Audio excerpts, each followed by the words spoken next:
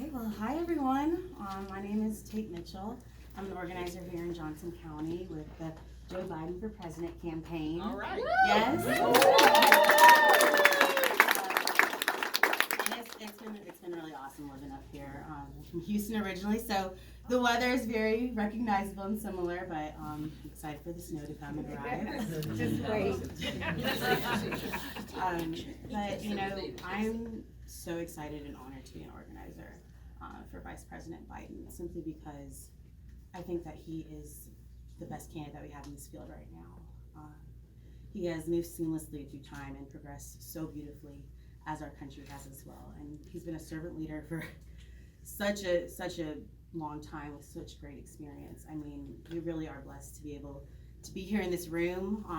I'm blessed to be working for him, and I hope y'all are excited to be volunteering for him very soon. We have Get Out the Caucus coming, and then we have the caucus February 3rd, so get excited for that.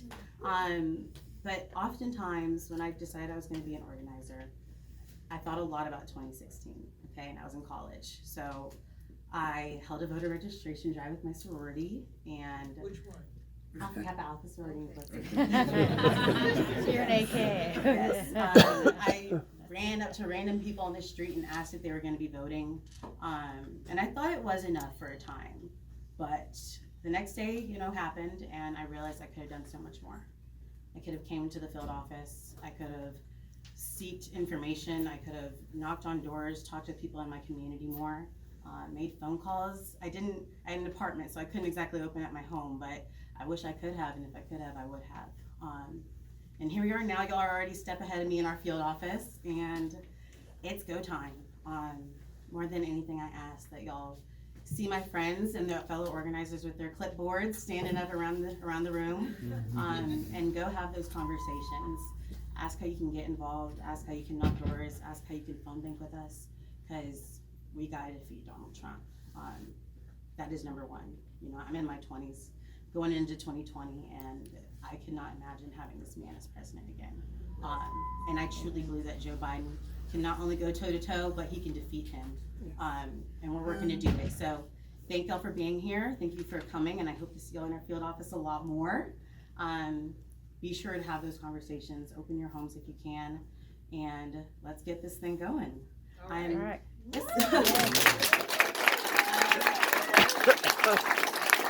super excited to introduce Mayor Lindell from Coralville, right down the street.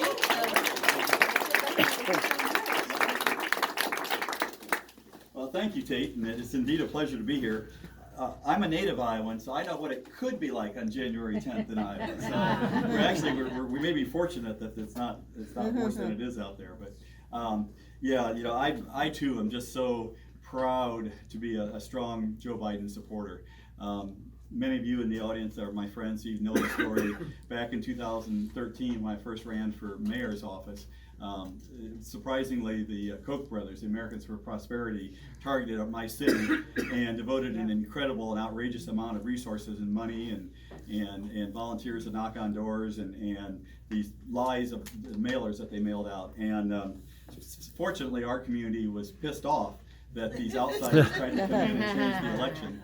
And the rest is history, so to speak. But that evening, at the time, Vice President Biden, he called me at the election party, and it was a block caller came up on my phone. I thought, this must be somebody important I need to talk to. And it was the Vice President just congratulating me, but just saying that the groups like the Americans for Prosperity had no business trying to influence elections, especially in a community as small as Coralville is. And it just, from that point on, I knew that he was just a special kind of man, and I've had the opportunity several times to meet with him in DC, and he came over to our house and watched the football game a couple weeks ago, the Holiday Bowl, when the Hawkeyes smashed USC, and so great. And like Tate said, though, it's all about picking a person that's ultimately going to beat Donald Trump. I mean, I'm just so discouraged by how disrespected we are in the international community. It's just embarrassing to me. It's difficult to listen to the president speak when you can tell he's making things up on the fly. And I think Vice President Biden has the experience we need, the name recognition, the history, the trust, And I think most of all, he's got the combination of everything that I think this entire nation can get behind in sufficient numbers to be our next president. And I really expect that to happen, and all I want out of it is a ticket to the inauguration. But so I'm gonna, I have the pleasure of introducing one of three of our distinguished guests that are here tonight. Of course, we have the secretary, who's no stranger to Iowa, having won the caucus in 2004. Congratulations for doing that. And you'll hear more about him when he gets introduced. I love having mayors come and visit us. Mayor Bottoms from Atlanta, one of my favorite cities. One of the big cities to visit. So congratulations on your great work there.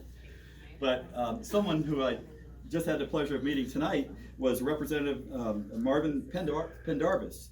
And Representative Pendarvis is with the South Carolina State House of Representatives, a strong Democrat that's been a real leader in that state of South Carolina. That's got another leader in the Senate that we won't talk about. So, but I really am proud of people like Marvin that takes the time to come up here to Iowa, leaves his family and so forth, and to work together for what we're all here to do, and that is to get Joe Biden elected. So, no further ado, Representative Pendarvis.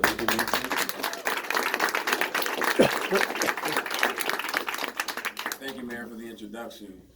So I'm from South Carolina, and in South Carolina we believe in something called call and response. And so I did this in Cedar Rapids, and I'm going to try it with you all. So I'm going to say fired up, and I want you all to say ready for Joe, okay? We can do that? Fired up and say ready for Joe. Fired up! Ready for Joe! Fired up! Ready for Joe! Fired up! Ready for Joe! Wonderful, wonderful, wonderful. So You are in Iowa. it's been a great welcome to Iowa. This is my first time here, and the people that we've met from Waterloo to Cedar Rapids have been nothing more than gracious and hospitable, and it shows me a lot about your great state. There was a woman who I met in Cedar Rapids, and she said something interesting to me, and the mayor alluded to it when he was talking about the Iowa Holiday Bowl. And she said, in this state, you're either a Hawkeye or you're, so I guess, a Cyclone. Right. That's right. And she made a joke because in South Carolina, it's either Clemson or USC. So I have the unfortunate pleasure of watching my team's rival. Imagine watching Iowa State in the national championship. Imagine how I feel. But what's unique about being here in Iowa City, and I believe the University of Iowa is here, and as I read, it's the biggest employer in the state. With the many students you all have, I guess you take in undergraduate and graduate students, puts it around maybe 30,000 students. That does a lot for the local economy, and it says a lot about what working class people can do when we thrive and come together. And I'm from North Charleston, a city that's a military town.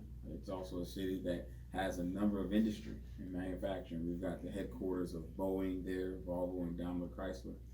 And being from North Charleston, I've learned just not only through my legislative work, but through my upbringing, the value of hard work and the value of having high aspirations and high hopes. Ultimately what makes up the American dream. And that's what prompted me to go to law school at the University of South Carolina. It prompted me to want to get involved in politics and running for the legislature in 2017 at the tender age of 28. And it's what I saw in the work that I was able to do and the support we were able to get, that there are people out here that want to have a voice. There are people out here that want to have their issues talked about. And that's something that we've forgotten about as a country over the last couple of years. That's what led to, in my opinion, part of the reason why we lost in 2016. We got away from talking about issues that were important to the American people. Issues like education, issues like healthcare, issues like the economy, our standing in the world. Those are issues that American people on a day-to-day basis want to make sure are protected. But we got away from that. But there's a candidate in this field that represents so much of what we need to be doing as a country in the direction that we need to be going. someone who's a unifier, someone who has a vision about what this country can be, reaching its highest potential and bringing it up from the carnage that is left behind from this presidency that we have now. And that candidate is Joe Biden. Yes. It's the reason why I jumped on board. It's the reason why I'm supportive. I'm with the snaps. I'm with the snaps. It's the reason why I'm so enthusiastic, and it's more importantly the reason why I'm here in Iowa today. My wife and I are expecting our first child in April. As a first-time father, I will have the opportunity one day looking at my son and talk to him about what I did at this critical point in time in our nation's history. And I want to be able to tell him that I was on the right side of history. I want to be able to tell him that I supported a candidate that really got this country back on track and took us to where we need to be and cleaned up the mess that the last administration left behind. And I want to be able to tell him that I supported Joe Biden, that I believed in him, that I campaigned for him, and that I was enthusiastically behind the message that he wanted to send to the American people. And so with that being said, I see a number of you in here. This is a really good crowd here in Iowa City. Many of you are probably supporters. Some of you may be on the fence. Hope we can convince you after Secretary Kerry and Mayor Bottom speak to be on board if you're not. But those of you who are here under the sound of my voice, I want you to be involved. We're about 24 days away, if I'm correct, from the Iowa caucuses. And you all you're in a unique position just by the virtue of the caucus system itself, in addition to you being first up. And when you're the leadoff hitter, you want to stand out. Now, I'm a baseball player, so I use that analogy. When you're the leadoff hitter, you want to stand out, and you want to make sure that you set it up for those behind you. And so you all are going to be going to play a critical role over the next few weeks in those conversations that you have with family, in those conversations with friends, in those conversations in the community, when you're talking at the diner or you're out at a happy hour with friends, making sure you talk about what's important, talk about the message that this campaign is sending, and also talk about why we need to elect Joe Biden as president. There's going to be a lot of energy. There's a reason why so many surrogates and so many of the campaigns have focused on Iowa over the last several weeks, and there will be more of that as we get on to February. But make sure that you do your part. The young lady said it best earlier, and she talked about how she felt like she could have done more. I think we all feel like we could do more in our respective roles, be more engaged, knock on more doors, make that extra phone call. And so make sure you do all that. I ask you to dig deep. I ask you to dig in your heart and to look at what we need to do as a country to make sure that we do not fall asleep at the wheel this November. This election is too important. This election is way too important. And so without further ado, I'm going to conclude my remarks, but I certainly want to introduce the mayor of the city, our sister state over in Atlanta, Georgia, Ms. Bottoms, who I've gotten a chance to know on the bus ride and has done some wonderful things in the city of Atlanta. So, Mayor Bottoms.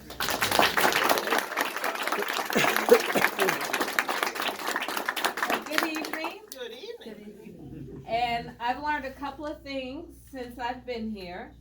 One is that I've been pronouncing Iowa wrong my entire life, as well as Nevada. So I don't know if I'm going to get it right on this trip, but I'm going to work on it for when I come back at the beginning of February as you all join in the caucus. But it's great to be here, and it has really been an honor beyond measure to join Marvin and to join Secretary Kerry, to be on the bus all day. And I must say, I think we've saved the best for last. All right. So this is a pleasant surprise because I didn't think anybody would show up on a Friday night. And you know, in Atlanta, this would have shut down the whole city. So, you all are brave. But we've been across the state today, and I know some may wonder, why am I here?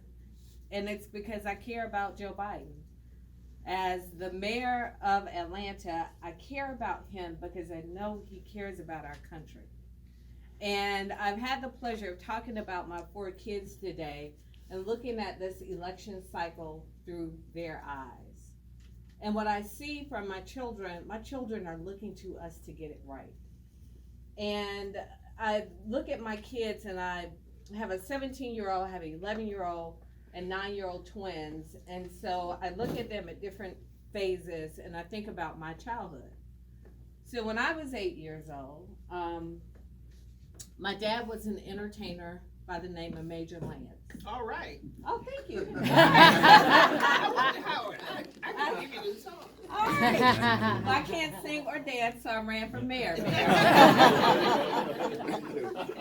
And my dad was a Grammy-nominated entertainer, a wonderful man. But he was a wonderful man who made a bad decision. And that decision for my dad was when his records stopped selling as much, my dad made the decision to sell drugs. So at 8 years old, I came home from school to see my dad being led away in handcuffs. And it changed everything about our family. My mother went from a stay-at-home mom to working 2 jobs, going back to school at night to make ends meet. My ballet lessons were replaced with going to visit my dad in prison every weekend in Georgia. And I share that with you because from that, what I learned, my grandmother used to always say to me, all things work for the good of those who love the Lord. But I also know another word for that is resilience. And I believe today it's the reason I have a heart to serve. So when I look at Joe Biden, I see a heart to serve. I see someone who's overcome so much. And what I see in Joe Biden is somebody who cares about kids like me.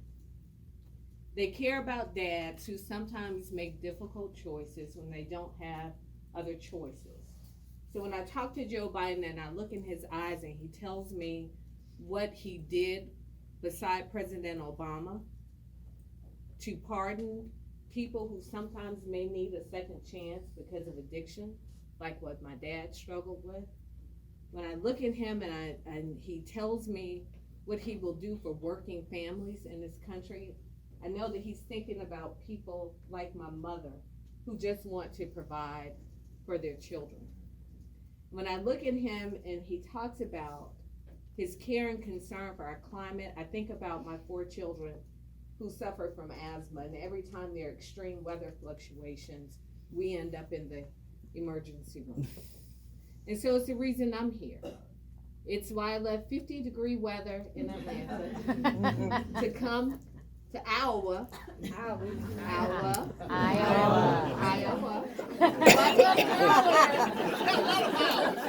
I said, just be glad I didn't say Des Moines as I learned in elementary school. But it's the reason I'm here. Because I want and I need somebody in the White House who's thinking about my children and thinking about their tomorrow. And so I am grateful that you all have taken time out of your Friday night to be here. And if you're undecided, I can tell you, you don't have to keep thinking about it. We know who Joe Biden is.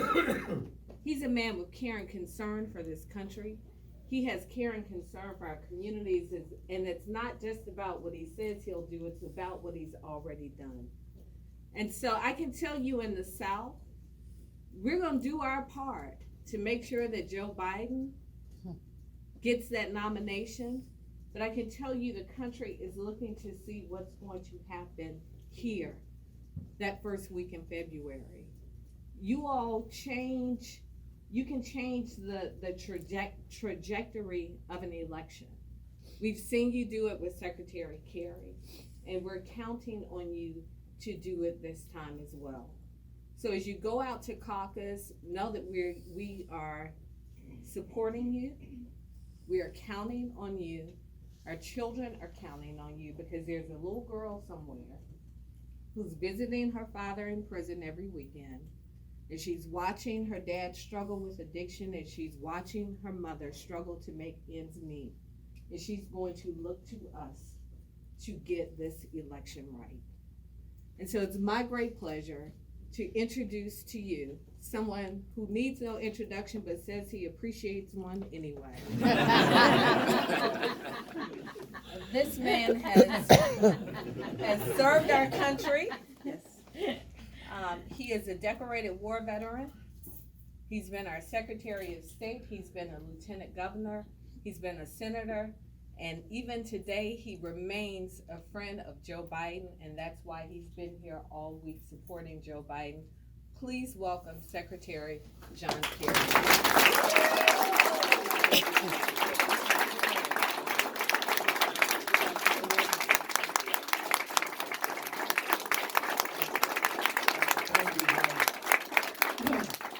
Madam Mayor, I am so glad to be here in Iowa with you.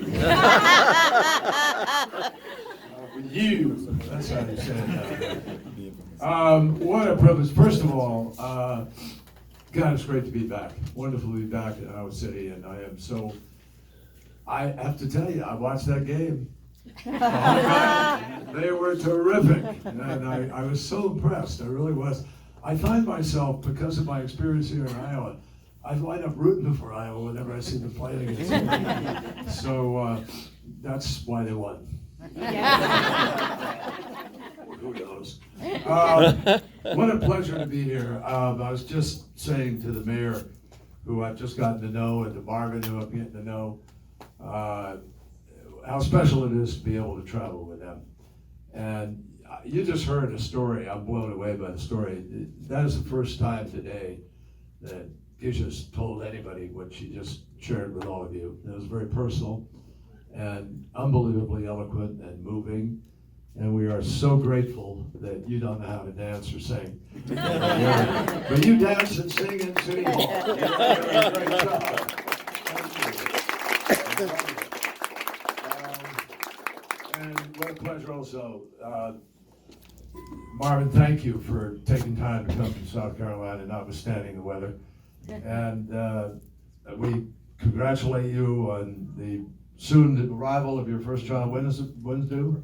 April 19th. Okay. Patriots Day. Patriots Day.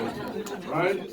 All right. Patriots Day. And boy, man, is your life gonna change. Get some sleep for the next months while you can. Anyway, but it's all good. It's all great. And Mr. Mayor, thank you. Thanks for your victory, for hanging in there and proving we can beat the fake news and the Koch brothers and all that junk, and that's a great example. So we really appreciate it very, very much. Thank you. So me, I'm here for two reasons. One, because I wanted to come out here to support my friend of many years, Joe Biden. And number two, the New England Patriots aren't in the playoffs. What the hell? It's a sick year when that happens. But you all love it. Everybody hates the Patriots. So I know where we stand. Self-awareness is a very important quality. So it's great to be here, and the best part about being here is we are 3 weeks away from beginning the process where we eject this wrecking crew from the White House. Yeah. And that's the most important thing we need to do. You guys have such a special power. You know, everybody else in the country is jealous of you. And you guys, no, I'm serious, they really are, because you're first. And what you decide to do here can set the trend for the country, as you did when I was running. And I know how seriously you take it.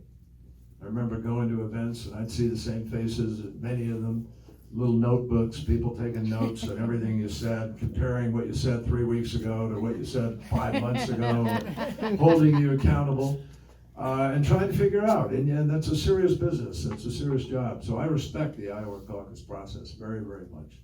And I have defended it when people say, why do we do that? You know, it's not fair, etc. There is a winnowing that takes place here that is pretty based on common sense and good thinking.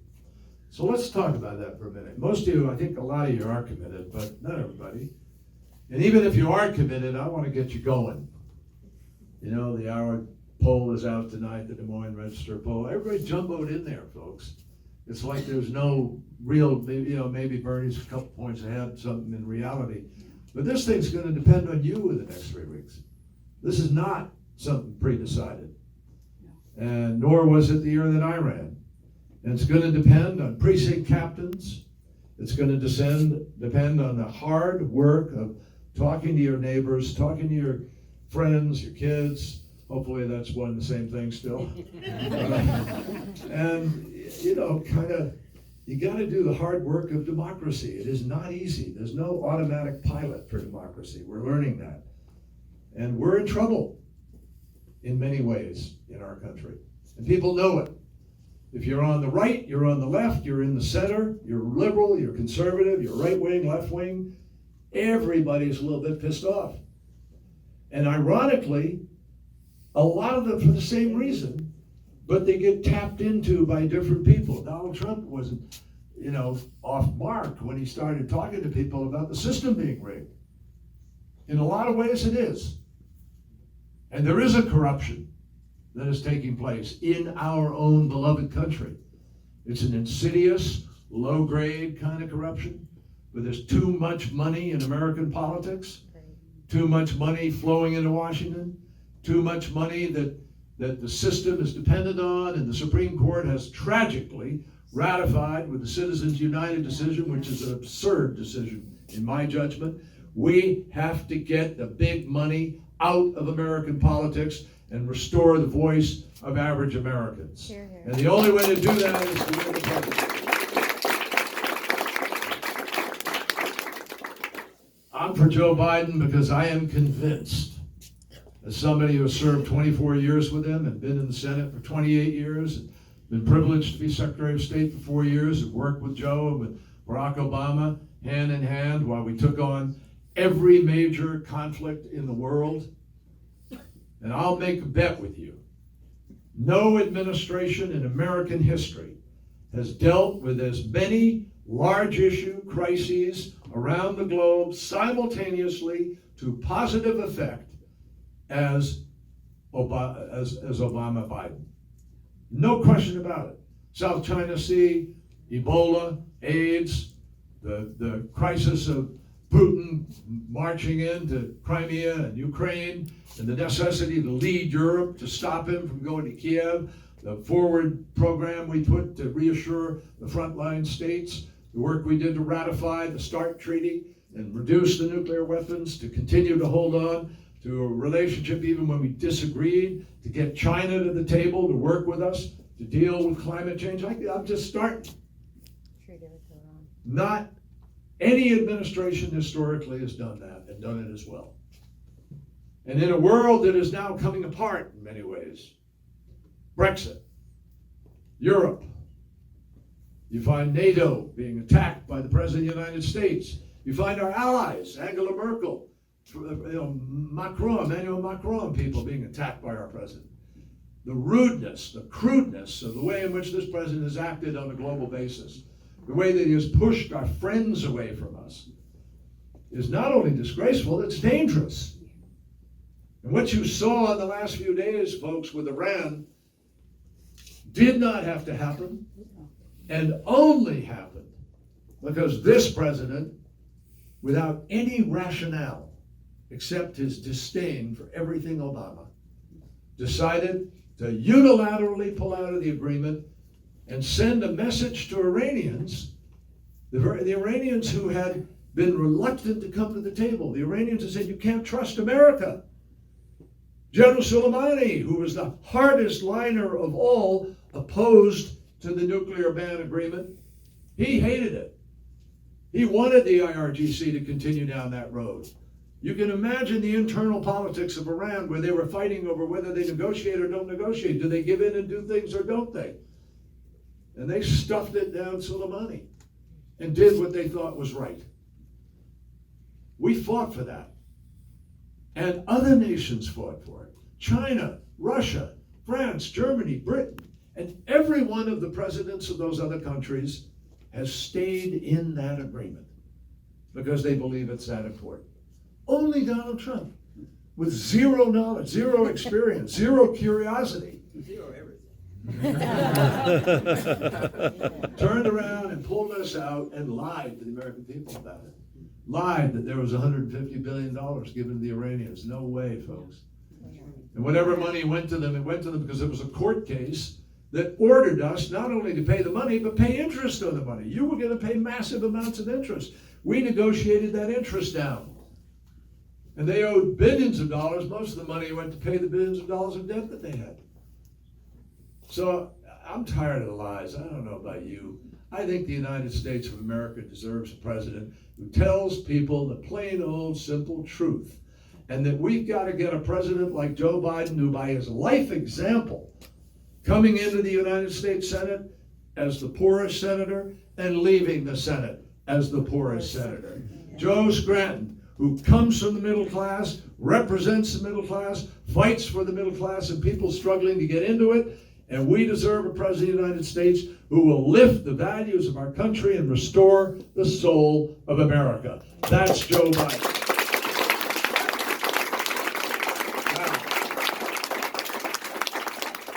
So, before the Iran deal, before we pulled out of the Iran deal, before all the fracas of the last week,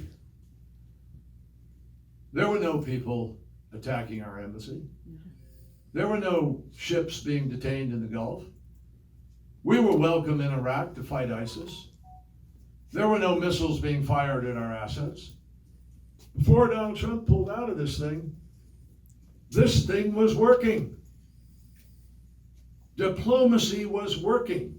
The door was open for Donald Trump to actually engage in a follow-on negotiation with the Iranians with the support of the French, British, Germans, Chinese, and Russians in order to hold the Iranians accountable for Yemen, for missiles. And every step of the way when we were doing that negotiation, we never turned our back on those other issues. We put every one of them, with Joe Biden and Barack Obama pushing and guiding and making the key decisions, we put every one of those issues on the table and we raised the sanctions, even as we were negotiating. So he's lied to the American people about that too. Now, he lied about the climate agreement, which I had the privilege also of negotiating. Thank you. The climate agreement, my friends, was hard fought for too. I started working on that in the 1980s with Al Gore and Tim Worth, a bunch of us in the Senate. I went to many of the meetings all around the world on that during that period of time. And I can tell you, we were in Rio in 1992.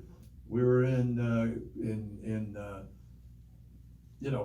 Kyoto and all the negotiations all the way up to 2012 when things failed in Copenhagen. And that's what convinced me when I became Secretary of State.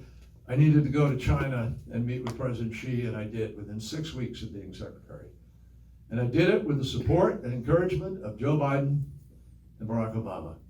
Because we knew if we were going to get Paris, we had to get China away from this opposition position they'd taken as the leader of the G77. Those are the less developed countries. So we got there. We went to China. We agreed to have a working group for a year. Everybody told me you'll never get the Chinese to move. Well, guess what? 1 year later, Barack Obama and President Xi stood up in the Beijing at the Great Hall of the People and announced the reductions of emissions that we were both going to make. When we did that, the dam was unleashed. The Europe came on board, other countries, and then we worked with Saudi Arabia, we worked with India. We brought them on board by being engaged, by reaching out, by doing diplomacy. And 196 countries stood up in Paris and said we're going to reduce emissions. And the key to that was it was a signal to the global marketplace that the solution to climate change is energy policy. And that 196 countries are all going to embrace this effort themselves. So Donald Trump stood up when he became president. He lied to the American people. He said, the Paris Agreement, we must get out of it because it puts an undue burden on the United States of America. My friends, That's just a lie. It doesn't put any burden on the United States. Why? Because we wrote the plan ourselves. Nobody else is telling us what to do. The whole meaning of Paris was every country wrote its own plan. And by the way, that's one of the reasons why Paris doesn't get the job done. If we did everything that's in the Paris Agreement, we're going to still warm to 3.7 degrees. That's horrible. What we were betting on was not the guarantee that we're going to hold it Earth's temperature to 2 degrees centigrade. What we're betting on is everybody's going to start moving, and we'll create momentum, and we'll catch up with technology and other things. And the key is to get going. A world in which we have 4.4 to 5 billion users of energy today, going up to 9 billion users in the next 30 years. Every one of you young kids here, you're going to be there when this world has changed dramatically. And the issue is going to be, have we done what is necessary to be able to meet the challenge of climate change, or is it going to govern and define this planet for the next century? I think there's only one way to go at it, and Joe Biden understands that. We have to literally treat this like a war.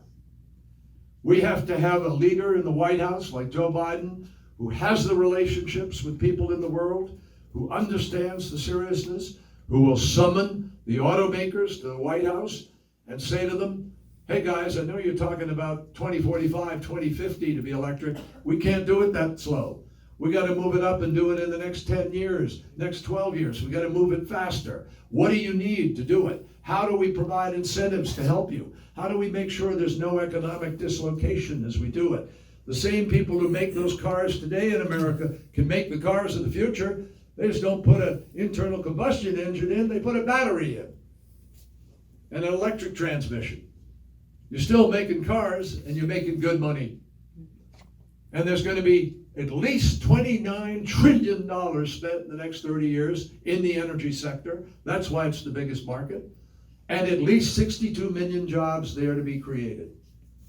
Joe Biden understands we need to grab those jobs. We need to grab the future and define the future by creating the decision-making process necessary to win a war. There's a book I recommend all of you called Engineers of Victory, written by Professor Paul Kennedy at Yale.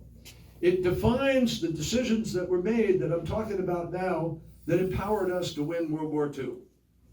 And if those decisions hadn't been made to win World War II, we wouldn't have controlled the seas, we wouldn't have controlled the air, we wouldn't have been able to bust the defenses along the coastline of France. Took decisions and planning. And this takes decisions and planning too. Because once you're making those cars, you got to make sure every family in America that has one can charge it. Yeah. And that means you got to have charging stations. You got to get into the parking lot. And in every parking lot, there's got to be a charging station. We can do that. And guess what? It doesn't take rocket science to understand. Excuse me. If you're going to put a stand out here that do, and it's got electricity coming out of it, a whole bunch of things have to happen. Somebody's got to actually put it there. Somebody's got to design it. Somebody's got to build it. Somebody's going to have to connect that stand to electricity in the town. You got to have a smart grid. All of that is jobs. Rebuilding America is jobs. Joe Biden has a plan to do exactly that and provide the leadership that will make sure we are the world's leader in these technologies. That we're doing what we've always done traditionally. We went to the moon, nobody else. Jack Kennedy charged us with the responsibility to do what was hard, and we did it. We invented the internet. How many other things? I mean, countless numbers of things that we do because we're Americans, and that's in our DNA. Discovery, pushing the curve of the future. We're not even being asked to do that today.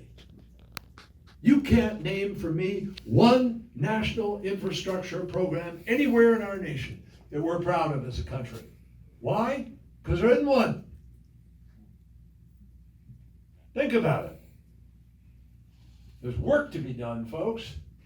And we're just not being summoned to the task the way we ought to be by the leadership. And I have confidence, because I've known Joe Biden since 1972. And I've served with him in the Senate since 1984. And worked with him for the 8 years he was Vice President of the United States. And I'm telling you, this is a man who understands this challenge, who has the gravitas to be able to bring people to the table to do the things I just described, to be able to get the nation to understand it's not Republican, it's not Democrat. Fiorello LaGuardia, mayor of New York years and years ago, said there ain't no Democrat way to clean the streets, no Democrat and Republican way to, build a bridge. There's an American way to do it. And that's what Joe Biden's going to do. He's going to bring us back to the American way of solving the problems of this nation. With everybody involved. So, how do I know he's going to? Because I've seen him do it. And I take his resume and I look at, and I got a lot of friends running. Got my own senator running, people from different places. They're all smart, they're creative, they're honorable, they're good people, and they're going to help make America better. But I'm telling you, none of them has the kind of life experience and the kind of background and the kind of legislative experience and the accomplishments of Joe Biden. And by God, we ought to become a country again that actually values experience. It's valuable. You're going to have a heart surgery or some other kind of surgery. You're not going to go get a first timer. If you are, you're crazy. So why would you get a president who's a first timer? Let's be smart about this, folks. We need to be able to win. And the polls show that the one person in this field who in all the states that matter, some of them not always in contest, Colorado, Arizona, North Carolina, Virginia, these are places we can win with the right candidate. And they're the places we can lose with the wrong one. So I ask every one of you to talk to your friends in these next weeks, 3 weeks. I know what happens in 3 weeks in the state of Iowa. I know what happens. You got to get that energy going, and you got to go out there and bring your friends to the table. You got to help organize. There's no free pass in a working democracy. Now, last thing I'll say to you is, in 2016, when Donald Trump won the presidency of the United States, think about how many eligible voters in the United States voted. Think about what it was. I'll tell you quickly. 55.6% of eligible voters saw fit to vote for the presidency. 55.6%. That's sick, miserable, disgusting. And we pride ourselves, we run around as Secretary of State, I'd sit down with people and talk about democracy and the need to, come on guys, we can't do that. I have been an election observer as a senator or Secretary of State in Sudan, in Philippines, in the Palestinian Authority, in Kenya, and I have seen people struggle all day long with tanks around them, with what are you, destroying this place? We're supposed to be building. I thought you were a builder. We're going to hold them up here in a minute. So, folks, I watch these people who stand out in the hot sun all day with machine guns around and tanks, and they get their thumb imprinted with some purple ink that showed they voted, and they were so proud of that. All day long in the hot sun. And we can't even drive to a polling place and stop watching QVC or The View or whatever the hell it is before we are willing to vote. Come on. So help us in this effort. You know what you got here? You got a president who has denigrated the presidency, who lies almost every single day about one thing or another, who has lost credibility globally, who was mocked the other day by his fellow leaders in London when they were meeting at the NATO, and so angry about that he was mocked because of his own behavior, that what did he do? He contributed more of it with more bad behavior. He just got up and left, went home like a child in a playground, took his marbles and went back. I mean, come on, folks. The President of the United States. So everybody knows what's going on. do not allow these people in Washington to be able to win the day who have found it more convenient to care more about president, power, personal, and party than they care about the Constitution of the United States of America. I want somebody who's going to defend the Constitution in the presidency. This man has shredded it every day. No, you won't go into there. You won't testify. No, you don't have to honor a subpoena. Well, we are not a monarchy. We are not a dictatorship. We're the United States of America. We're going to win back our democracy in this election, and we're going to do it with Joe Biden at the helm, and you all are going to make it happen.